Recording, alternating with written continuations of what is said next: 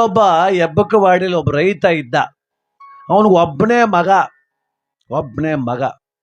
ಈಗೆಲ್ಲ ಇತ್ತೀಚೆಗೆ ಅದೊಂದು ಕಲ್ತು ಬಿಟ್ಟವ್ರೆ. ಮೊದಲು ನಾವಿಬ್ಬರು ನಮಗಿಬ್ಬರು ಅಂತಿದ್ರು. ಆಮೇಲೆ ಬತ್ತ ನಾವಿಬ್ಬರು ನಮಗೊಬ್ಬರು ಅಂತ ಶುರುವಾದರು. ಇನ್ನೊಷ್ಟು ದಿನ ಹೋಗ್ಬಿಟ್ರೆ ನಿನಗೆ ನೀನು ನನಗೆ ನಾನು ಅನ್ನುವಂಗೆ ಆಗೋಯ್ತದ ಕತೆ. ಗಂಡಂಗೆ 1.5 ಲಕ್ಷ ಸಂಬಳ, ಹೆಂಡ್ತಿಗೆ 80,000 ಸಂಬಳ, ಒಂದೇ ಮಗು. ಯಾಕೆ ಇನ್ನೊಂದು ಮಗು ಆಗ್ಲಿಲ್ವಾ ಅಂದೆ, ಒಂದು ಮಗ ಸಾಕೋದೇ ಕಷ್ಟ ಅಂತಾರೆ. ಏನು ದುಡ್ಡ ಪುಳಿಯೋಗರೆ ಮಾಡ್ಕ ತಿಂತಿದ್ದಾರೋ ಏನೋ ನನಗಂತೂ ಗೊತ್ತಿಲ್ಲ. ಯೋಚಿಸಬೇಕಾದ ವಿಚಾರ. ನಮ್ಮ ಹಿರೀಕರು ಮೈ ತುಂಬ ಬಡತನ ಇದ್ರು, ಮನೆ ತುಂಬ ಮಕ್ಳಿಟ್ಕೊಂಡು ಸಾಕಿದ್ರು. ಒಬ್ಬನೇ ಮಗ ಇದ್ದ, ಅವನಿಗೂ ಯಾರು ಹೇಳ್ಬಿಟ್ರು ಕಷ್ಟಕನ ಇವನ್ನೇ ಚೆನ್ನಾಗಿ ಸಾಕ್ಬಿಡು ಅಂದರು. ಇರು ಪ್ರೀತಿ ಎಲ್ಲ ಒಬ್ಬನಿಗೆ ಕೊಡ್ತೀನಿ ಅಂದ. ಹಂಗೆ ಪ್ರೀತಿ ಕೊಟ್ಟು ಸಾಕದ ಮಗನ್ನ. ಒಳ್ಳೆ ಸ್ಕೂಟ್ರ್ ಬೇಕು ಕಣಪ್ಪೋ ನನಗೆ ಅಂದ, ತಕೊಟ್ಟ. ಒಯ್ತಿದ್ದ ರೋಡಲ್ಲಿ ಬರ್ರು ಅಂತ ಲೆಕ್ಕವಿಲ್ದಂಗೆ. ಅವನ್ಯಾರು ಅಂದಲ್ಲ, 1.5 ಲಕ್ಷದ ಗಾಡಿ ಹಿಂಗೆ ಓಡಿಸ್ತೀಯಲ್ಲ, ಅದಕ್ಕೆ ಬೆಲೆ ಬೇಡವಾ, ಇನ್ನೊಸಿ ಜೋರಾಗಿ ಓಡಿಸು ಅಂದ. ಜೋರಾಗಿ ಓಡಿಸ್ತಾ ಅವನೇನು ಮಾಡಿತ ಹೊಮ್ಸ್ತಾವ್ ದಬಾಕಂಡ, ಪ್ರಾಣ ಬಿಟ್ಟ. ಏನಾಗಬೇಕು ಅವ್ರ ಸ್ಥಿತಿ? ಗುಳೋ ಅಂತ ಹೇಳ್ತಾನೆ, ಬಾಯಿಗೆ ಬಂದಂಗೆ ಬೈತಾನೆ. ಯಾರನ್ನ? ದೇವ್ರು ಬೈತಾವನೆ. ಅಯ್ಯೋ ಎಂತ ಕೆಲಸ ಮಾಡ್ದ ಈ ದೇವರು, ನನ್ನ ಮಗ ಸತ್ತೋದ, ಮನಕಾಯ ಮಗ. ಈ ದೇವರು ಅಲ್ಲ, ಹುಡ್ತೋರೆಲ್ಲ ಸಾಯ್ದೆ ಹೋದ್ರೆ ಇವ್ರ ಅಪ್ಪನ ಮನೆ ಗಂಟೆ ನೋದೋದು. ಯಾಕೆ ಸಾಯ್ಬೇಕಿತ್ತು? ಸಾವೂನು ಯಾಕೆ ಕೊಟ್ಟ ದೇವರು ಮನುಷ್ಯನಿಗೆ?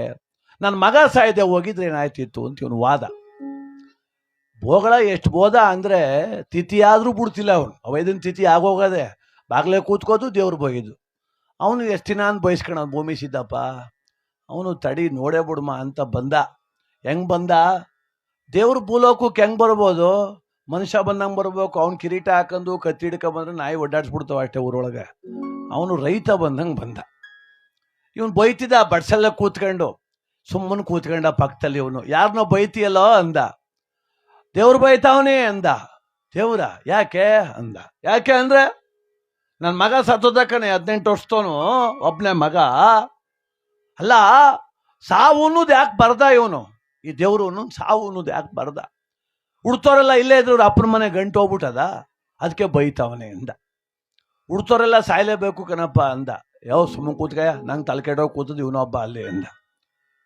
ಜೋಬಿಂದ 1 ಗಂಟೆ ತೆಗದ, ಜುಬ್ಬು ಜೋಬಿಂದ 1 ಗಂಟೆ ತೆಗದ.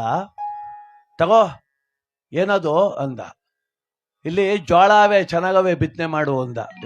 ಹೋಗು, ಮಗ ಸತ್ತೋಗಿ ನನ್ನ ಸಂಕಟ ನನಗೆ ಜೋಳ ಬಿತ್ತನೆ ಮಾಡ್ರಂತೆ. ಜೋಳವ ಹೋಗಿ ಕೆಲಸ ನೋಡು ಅಂತ. ಆಯ್ತು ತಗಪ್ಪ ನಿನ್ನ ಇಷ್ಟ ಅಂತ ಅಲ್ಲೇ ಮಡಗ್ಬಿಟ್ಟು ಹೊಂಟೋದ. ಭಗವಂತ ಹೊರಟೋದ. ಇವನ್ ಹೆಂಡ್ತಿ ಬಂದ್ಲು, ಇದೇನಿದು ಅಂದ್ಲು. ಅವನು ಯಾವನೋ ತಲೆ ಕೆಟ್ಟವನಲ್ಲಿ ಜೋಳ ಮಡಗ್ಬಿಟ್ಟು ಹೋಗವನೇ ಅಂತ. ತೆಗ್ದ ಸೂರ್ ಮ್ಯಾಕ್ ಮಡಗಿದ್ಲು. 2 ತಿಂಗಳಾಯ್ತು, 3 ತಿಂಗಳಾಯ್ತು, ಚೆನ್ನಾಗಿ ಮಳುಯಿತು. ಮಗ ಮರ್ತ್ಕಂಡ, ನೋನು ಮರ್ತ್ಕಂಡ. ಕಾಲ ಮರ್ತ್ಲೇಬೇಕಲ್ಲ, ಎಲ್ಲ ಮರ್ತ್ಕಂಡ. ಆಯ್ತು, ಎಲ್ಲ ಏರ್ ಕಟ್ಕ ಹೊಲ ಉಳುಕ್ ಹೋಯ್ತಿದ್ರು. ಇವನು ಹೊರಟ. ಅಂಗಡಿಯಿಂದ 2 kg ಜೋಳ ತಂದಿದ್ದ ಚೆಲ್ಲೋಕೆ. ಎಡ್ತಿಯನ್ಲು ಇಲ್ಲೋ ಸೇವೆಯಲ್ಲಿ ಇವನು ಚೆಲ್ಬಿಡು ಕೊಡಿಲಿ ಅಂತ ಇಸ್ಕೊಂಡ. ಒಂದಷ್ಟಕ್ಕೆಲ್ಲ ಆ ಹೊಲದ ತುಂಬೆಲ್ಲ 2 kg ಜೋಳ ಚೆಲ್ದ. ಒಂದೇ ಒಂದು ಪಾತಿ ಅಚ್ಚುಕಟ್ಟು ಮಾಡಿ ಒಂದಷ್ಟಗಲ ಜಾಗ ಸ್ವಚ್ಛ ಮಾಡಿ ಇವನು ಕೊಟ್ಟಿದ್ನಲ್ಲ 1 ಗಂಟು ಆ ಜೋಳ ಚೆಲ್ದ. 1 ವಾರ 15 ದಿನ ಬಿಟ್ಟು ಹೋಗಿ ನೋಡ್ತಾನೆ, ಆ 2 ಎಕರೆ 3 ಎಕರೆ ಜೋಳಕ್ಕಿನ್ನ ಇದೊಂದು ಪಾತಿ ಜೋಳ ಬಹಳ ಉಲ್ಸ ಬೆಳೆದದೆ. ನೋಡ್ ಸಂತೋಷ ಆಗೋಯ್ತು. ಅಲ್ಲಲ್ಲ ಎಂತ ಬಿತ್ತನೆಯಪ್ಪ ಇದು, ಸುತ್ತಮುತ್ತ 60-70 ಎಕರೆ ಹೊಲ ಬಿತ್ತನೆ ಆಗದೆ, ಇದೊಂದು ಪಾತಿ ಕಾಣ್ತಿರುವಂಗೆ ಯಾವುದು ಕಾಣ್ತಿಲ್ಲ. ಇವನಿಗೆ ಬಲೆ ಆಸೆ ಬಂದ್ಬಿಡ್ತು. ಬೆಳಕಾಯ್ತು ಅಂದ್ರೆ ಹೋಗುದು, ಅಲ್ಲೇ ಕೂತ್ಕೋದು ಇವನು. ಹೆಂಗದ ನೋಡೋ ಅಂತ. ಬಂದವ್ರು ಕೇಳ್ತವ್ರು, ಎಲ್ಲಿ ತಂದೋ ಇದ ಅಂತ. ಅವನು ಯಾರೋ ಕೊಟ್ಟ 1 2 kg ಕೊಟ್ಟಿದ್ರೆ ಆಗೋದು, ಹೊಸಿ ಕೊಟ್ಟವನು ನೋಡು ಎಷ್ಟು ಚೆನ್ನಾಗದೆ ಅಂತ. ಇವನಿಗೆ ಕಣ್ಣಲ್ಲಿ ಕಣ್ಣು, ಬೇಲಿ ಕಡ್ತಾ, ಆಡು ಕುರಿ ಮೇದ್ ಬಿಡ್ತವೆ ಅಂತ ಔಷಧಿ ಹೊಡೆದ, ತುಂಬ ಚೆನ್ನಾಗಿ ಕಾಪಾಡ್ದ. ಎಲ್ಲರೂ ಹೇಳ್ತವ್ರೆ ನಂಗೆ ಕೊಟ್ಬಿಡೋ ಬಿತ್ತನೆ ಅಂದ್ರು. ನೋಡುವ ಎಷ್ಟಾಯ್ತದ ಅಷ್ಟು ಕೊಟ್ಟವನು ಅಂತ. ಡಿಮ್ಯಾಂಡ್ ಇವನಿಗೆ.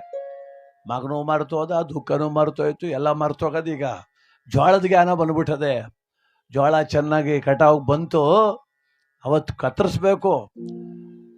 ಕುಡ್ಲು ಮಸೀತ ಅವನು ಕೂತ್ಕೊಂಡ್ ತೆವ್ರಿ ಮೇಲೆ ಬಂದ ಭಗವಂತ. ಅಬ್ಬಾ ಅಂದ, ಓ ಬಾರಯ್ಯ, ಯೋ ನೀನೆಲ್ವಯ್ಯ ಅವತ್ತು ಬಂದು ಜೋಳ ಕೊಟ್ಬಿಟ್ಟೋದವನು, ಯೋ ಪುಣ್ಯಾತ್ಮ ಒಳ್ಳೆ ಬಿತ್ತನೆ ಕೊಟ್ಟೆ ಕಣಯ್ಯ. ಯಾವ ಊರು ನೀನು? ಅವತ್ತು ಕೇಳೋದನ್ನೇ ಮರ್ತುಬಿಟ್ಟೆ ನಾನು ಯಾವುದೋ ಒಂದು ಊರಿನ ಬಂದೆ, ಇರಲಿ ಏನು ಮಾಡ್ತಾ ಇದ್ದೆ ಅಂದ. ಜೋಳ ಕುಯ್ಬೇಕು ಅಂದ. ಈ ಜೋಳವ ಅಂದ. ಯೋ ಎಷ್ಟು ಪ್ರೀತಿಯಿಂದ ಸಾಕಿದೆ, ಮಗನಿಗಿಂತ ಹೆಚ್ಚಾಗಿ ನೋಡ್ಕೊಂಡಿದ್ದಿ, ನಿದ್ಗೆಟ್ಕಂಗೆ ಕಾಯ್ಕ ಕೂತಿದ್ದೆ. ಅಲ್ಲ ಕಣಯ್ಯ, ಇಷ್ಟೆಲ್ಲ ಪ್ರೀತಿಯಿಂದ ಸಾಕು ಜೋಳವ ನೀ ಕುಯ್ತಿದೀಯಲ್ಲ, ಒಟ್ರುದಿಲ್ವ ನಿನಗೆ ಅಂದ. ಇವನಂದ, ಯಾವ ಸಿಮನ್ ನೀನು? ಜೋಳ ಬಿತ್ತನೆ ಮಾಡ್ಬಿಟ್ಟು ಅಲ್ಲೇ ಬಿಟ್ರೆ ಕೂದಾಕ್ಬೇಕು ಒಂದು ದಿವಸ ಅಂದ. ಜೋಳ ಅಲ್ಲೇ ಇದ್ರೆ ನಿಮ್ಮ ಅಪ್ಪನ ಮನೆ ಗಂಟೆ ಓದೋದು ಅಂದ. ಹೋಗಿ ಕೆಲಸ ನೋಡೋ, ಈಗಿರು ಜೋಳ ಕೂದಾಕ್ತೆ ಹೋದ್ರೆ ಮುಂದಕ್ಕೆ ಬಿತ್ತನೆಯಲ್ಲಿ ಮಾಡೋಣ ನಾನು ಅಂದ ಅವನು. ಹಂಗೆ ಹುಡ್ತೋರೆಲ್ಲ ಸಾಯ್ದೆ ಹೋದ್ರೆ ಮುಂದುಟ್ಟರು ಜಾಗ ಹೇಳ್ತಾರನೋ. ನಾನು ಮೂರ್ಖ ಬೈತಿಯಲ್ಲ ಕೂತ್ಕೊಂಡ್ ಬಾಗ್ಲಲ್ಲಿ, ಅಷ್ಟು ಪ್ರೀತಿನ ಸಾಕು ಜೋಳವ ಕರ್ಣ ಇಲ್ಲದೆ ಕುಯ್ಯಿಗೆ ಬಂದು ಕೂತಿದ್ದೀನಿ. ನೀನು ಬೆಳೆ ಬಿತ್ತನೆ ಮಾಡಿದೆ ಕಂದ, ನಾನು ನಿನ್ನನ್ನೇ ಬಿತ್ತನೆ ಮಾಡಿದೆ ಈ ಜಗತ್ತಿಗೆ. ಅದಕ್ಕೆ ಬೈಬೇಡ, ಹುಟ್ಟು ಸಾವುಗಳು ಈ ಜಗತ್ತಲ್ಲಿ ಸಹಜ ಅಂತ ಭಗವಂತ ಬುದ್ಧಿ ಹೇಳದ ಬಂಧುಗಳೇ. ಹಾಗೆ ನಾವು ಸಾಕೋದು ನಮ್ಮ ಕರ್ತವ್ಯ, ಮಕ್ಕಳನ್ನ ಶಿಕ್ಷಣ ಕೊಡಿಸೋದು ನಮ್ಮ ಕರ್ತವ್ಯ, ಅವನ್ನ ಪ್ರಾಮಾಣಿಕರಾಗಿ ಬದುಕ್ರಪ್ಪ ಅಂತ ಹೇಳೋದು ನಮ್ಮ ಕರ್ತವ್ಯ, ಮಗನೇ ಜೋಪಾನ ಅಂತ ಹೇಳೋದಷ್ಟೇ ನಮ್ಮ ಕರ್ತವ್ಯ. ಲೇ ಸತ್ಗೀತೋದಿಯ ಅನ್ನಂಗಿಲ್ಲ. ಯಾಕೆ ಅಂದರೆ ಹುಟ್ಟು ಸಾವು ಭಗವಂತನ ದೀನ, ಜೀವನ ಮಾತ್ರ ನಮ್ಮದು. ಅದಕ್ಕೆ ಬಂಗಾರದಂಥ ಭವಿಷ್ಯವನ್ನ ಉತ್ತಮವಾಗಿ ಕಳೆಯೋಣ. ಸರ್ವೋತ್ತಮನಾದ ಭಗವಂತ ಸರ್ವೇಶ್ವರ ಅಖಿಲಾಂಡ ಕೋಟಿ ಬ್ರಹ್ಮಾಂಡ ನಾಯಕನ ಆಶೀರ್ವಾದವನ್ನು ಪಡೆಯೋಣ.